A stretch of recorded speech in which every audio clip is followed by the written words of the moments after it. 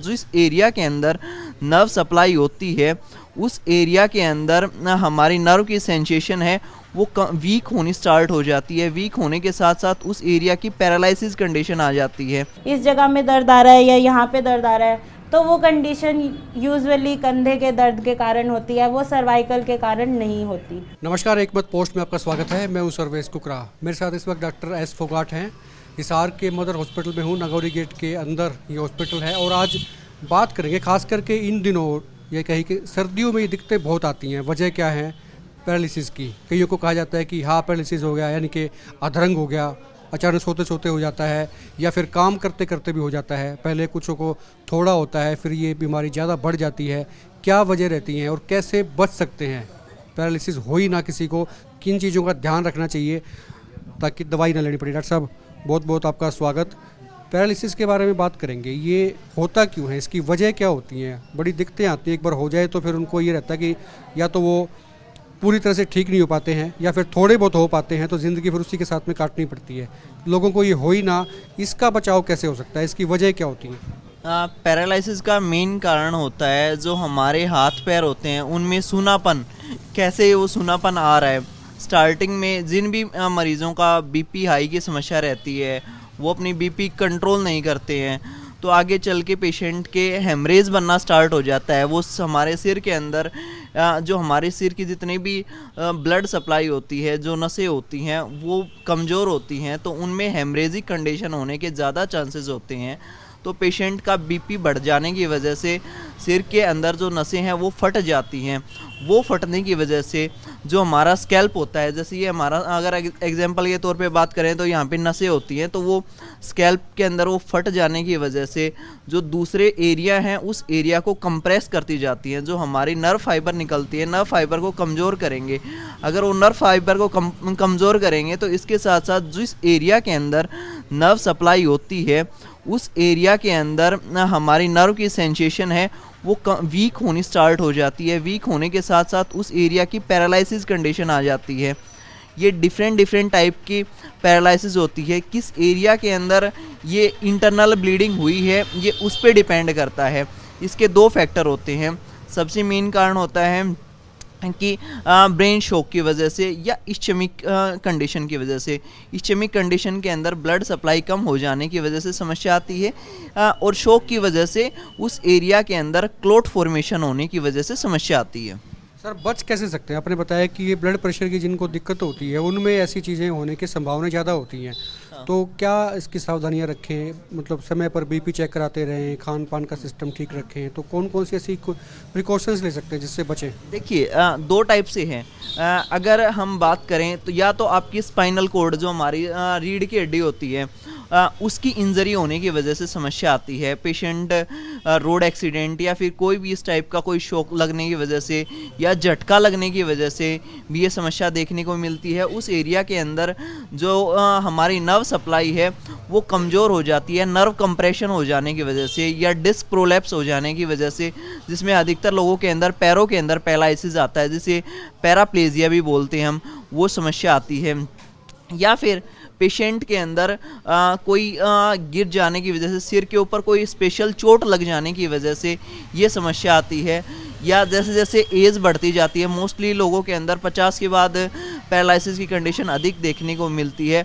उन लोगों के अंदर तब देखने को मिलती है पेशेंट को डायबिटीज़ की भी समस्या हो, उसके साथ साथ पेशेंट को जो बीपी की समस्या अधिकतर लोगों के अंदर देखने को मिलती है। बीपी की वजह से भी जो पैरालिसिस की कंडीशन जिसे हम लकवा बोलते हैं वो कंडीशन अधिक देखने को मिलती है। पेशेंट उस बीपी को कंट्रोल नहीं करते हैं, तो इसकी वजह से जो हमारी आर्टरीज़ हैं, जो हमारी जो खून सप्लाई करने वाली जितनी भी नसें हैं वो फट जाने की वजह से ये चीज़ें अधिक देखने को मिलती हैं। पैरालिसिस का जो पहला सिम्टम आता है तो उसके बाद में तुरंत क्या करे पेशेंट जिसको भी ये दिक्कत आ गई है? तो जब उसको पता लगता है कि यार कुछ दिक्कत आई है, पैरालिसिस हो सकता है या हो गया है, सबसे पहले उसको क्या करना चाहिए? देखिए, सबसे अधिकतर लोगों के अंदर जो पैरालिसिस के मेन सिम्टम आते हैं, पैरों के अंदर सूनापन आना स्टार्ट हो जाता है, मतलब पेशेंट की नर्व वीक होनी स्टार्ट हो जाती हैं। या फिर पेशेंट के हाथ पैरों में झंझनाहट सी या कीड़ियाँ चलने की समस्या देखने को मिलती है। तो मतलब पेशेंट के ये चांसेस पैरालिसिस होने के ज़्यादा चांसेस हैं, या पेशेंट को बीपी की समस्या अधिक है और पेशेंट उसके लिए उसको कंट्रोल नहीं कर पा रहा है मेडिसिन लेके, तो उन लोगों के अंदर ये चीज़ें अधिक देखने को मिलती हैं। तो आप इनिशियल कंडीशन में अगर आपको बीपी की समस्या है, आपके पैरों के अंदर सनसनाहट सी चलती है जैसे कीड़ियाँ चलती हैं, या आपके पैर सो जाते हैं, हाथ पैरों में सूनापन रहता है, आपकी एज भी 50 से अधिक है, तो उस कंडीशन के अंदर आपको आपके डॉक्टर के पास जाना चाहिए और आपकी कंडीशन एग्जामिनेशन करवानी चाहिए, ताकि उस चीज़ को इनिशियल कंडीशन के अंदर रोका जाए। मेरा सवाल डॉक्टर साहब ये है कि इसमें होम्योपैथी में ट्रीटमेंट किस तरह से रहता है, कितना वक्त लेता है, क्या पूरी तरह से व्यक्ति क्योर हो जाता है जिसको पैरालिसिस हुआ है? देखिए, सबसे पहले तो पेशेंट अगर इनिशियल कंडीशन में आता है तो उसको यही चेक करके बताया जाता है कि पेशेंट को कौन सा पैरालिसिस है। अधिकतर लोगों के अंदर जैसे अगर आपको एक साइड का पैरालिसिस आएगा तो उसे पैराप्लेजिया बोलते हैं।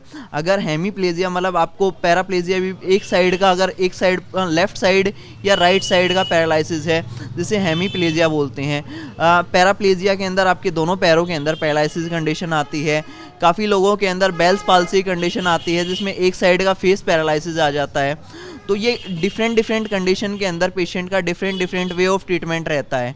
अगर पेशेंट इनिशियल कंडीशन में आता है तो उसकी रिकवरी की जो चांसेस है वो उतने ही ज़्यादा होते हैं जितना पेशेंट को काफ़ी टाइम हो चुका होता है पैरालिसिस में, वो इधर उधर झाड़ा फूक से या झाड़े लगवा के तंग आ जाते हैं। तो उस कंडीशन के अंदर पेशेंट की रिकवरी तो हो जाती है लेकिन पेशेंट को टाइम ज़्यादा लगता है। आप अगर इनिशियल कंडीशन में आते हो तो आपकी कुछ ही दिन के अंदर वो चीज़ें आपकी कंप्लीट क्योर हो जाती हैं।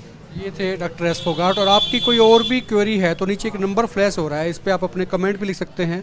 इस नंबर पे आप फ़ोन भी कर सकते हैं और सीधे मदर हॉस्पिटल में डॉक्टर एस फोगाट से आप आकर मिल भी सकते हैं और जानकारी हासिल कर सकते हैं। हेलो एवरीवन, मैं doctor Garima, physiotherapist from mother hospital. आज मैं आपके सामने बात करने वाली हूँ कि ये जो कंधे का दर्द है, ये जो कंधे में दर्द आता है, ये किस कारण से आता है, इसके क्या कारण है। ये जो कंधे का दर्द है कंधे की ही वजह से आ रहा है या फिर गर्दन में कोई तकलीफ़ है उसके कारण से कंधे में दर्द आ रहा है।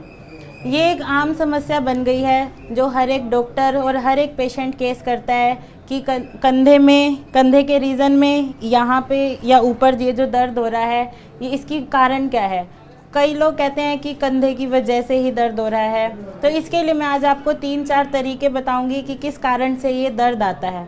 अगर आपको कंधे के इस रीज़न में दर्द आ रहा है, कंधे में या फिर ऊपर की मांसपेशी में या नीचे की मांसपेशी में दर्द आ रहा है, तो ये गर्दन की तकलीफ़ के कारण हो सकता है।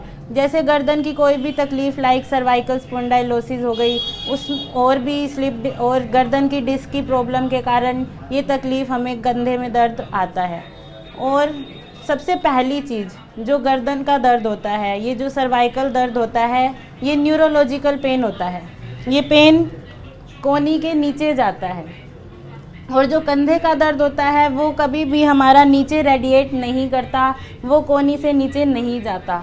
तो इसीलिए जो गर्दन में दर्द के कारण से अगर यहाँ पे दर्द आ रहा है, हाथों में सूनापन आ रहा है और कोहनी में दर्द आ रहा है, तो ये समस्या आपको गर्दन दर्द के कारण आती है। अगर आपके हाथों में सूनापन आता है, कमजोरी आती है या फिर कोहनी से ऊपर या कलाई के नीचे आपको दर्द हो रहा है, तो ये कंधे दर्द का कारण नहीं है, ये दर्द आपको सर्वाइकल के कारण आता है। और अगर हम बात करें जो शोल्डर पेन, दूसरा पॉइंट जो कंधे का जो दर्द है वो कंधे की मूवमेंट को रेस्ट्रिक्ट करता है। हम चाहकर भी कंधे की मूवमेंट नहीं कर पाते, हम हमारा कंधा नहीं चला पाते, तो ये दर्द हमारा सर्वाइकल के कारण नहीं, ये कंधे की तकलीफ़ के कारण ही आता है। और हमने ऊपर ही बात करी थी कि जो कंधे का जो दर्द है वो नीचे रेडिएट नहीं करता, वो हमारे को कोहनी के नीचे नहीं महसूस होता, वो हमें यहीं तक ही महसूस होता है, या फिर इस रीज़न में महसूस होगा या इस रीज़न में। अगर इसके नीचे दर्द आ रहा है तो वो सर्वाइकल की कंडीशन के कारण आ रहा है, या फिर वो कोई भी गर्दन की कोई भी तकलीफ़ हो गई है उसके कारण से आ रहा है। तीसरी चीज़, कोई भी पेशेंट डायबिटीज़ का पेशेंट है या थायराइड का पेशेंट है, उनके अंदर अगर ऐसी कोई समस्या आ रही है या उनको ऐसी कोई भी तकलीफ़ हो रही है कि हमारे को यहाँ पे दर्द है, इस जगह में दर्द आ रहा है या यहाँ पे दर्द आ रहा है, तो वो कंडीशन यूजुअली कंधे के दर्द के कारण होती है, वो सर्वाइकल के कारण नहीं होती। और हम बात करें तो कंधे के दर्द मेनली कोई भी ट्रॉमा या कोई भी इंजरी हो गई उस कारण से होता है। जैसे अगर हमें कंधे में चोट लग गई है या कोई भी इन्फेक्शन हो गया है या कोई ट्रॉमा हो गया है तो वो तकलीफ़ कंधे के कारण आती है, जिसके कारण से हमें इस रीज़न में दर्द होता है, वो गर्दन तकलीफ़ के कारण से नहीं होता। हम डॉक्टर के पास जाते हैं, हमें लगता है कि हमारे को यहाँ पे दर्द हो रहा है, हम सर्वाइकल का MRI एक्सरे सब कुछ करवा लेते हैं, लेकिन हमें नहीं पता चलता कि ये दर्द हमारे को किस कारण से हो रहा है। अगर आपको भी ऐसी कोई भी दिक्कत आती है तो एक बार प्रॉपर डायग्नोसिस के साथ इसका ट्रीटमेंट करो। अगर आपको ऐसा दर्द हो रहा है तो इसका यहाँ पे मदर हॉस्पिटल में प्रॉपर डायग्नोसिस के बाद इसका फिजियोथेरेपी में ट्रीट किया जाता है।